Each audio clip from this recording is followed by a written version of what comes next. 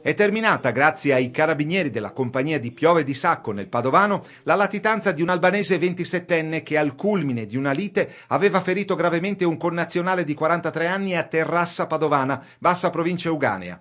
Il fatto era avvenuto nel tardo pomeriggio del 29 settembre scorso all'esterno di un bar e la vittima, di professione in bianchino, era sopravvissuta soltanto grazie ad un delicato intervento chirurgico.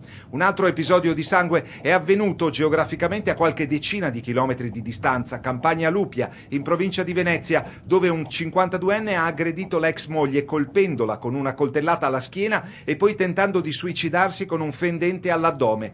Quest'ultimo è stato trasferito al pronto soccorso dell'ospedale di Dolo e quindi arrestato. La donna, che viveva a casa del fratello, dove si era nascosta proprio per sfuggire alla persecuzione del marito, si trova invece ricoverata all'ospedale del Nangelo di Mestre. Se la caveranno entrambi. Infine la vicenda della tentata violenza sessuale di cui è stato riconosciuto responsabile un cittadino senegalese 34enne, malcapitata protagonista una ventenne originaria dell'Europa dell'Est. L'episodio sarebbe avvenuto sabato all'interno dell'ospedale di Noale nel veneziano, dove la giovane aveva appuntamento con il fidanzato. È stato quest'ultimo a lanciare l'allarme. Sul posto i carabinieri che hanno proceduto all'arresto dell'africano.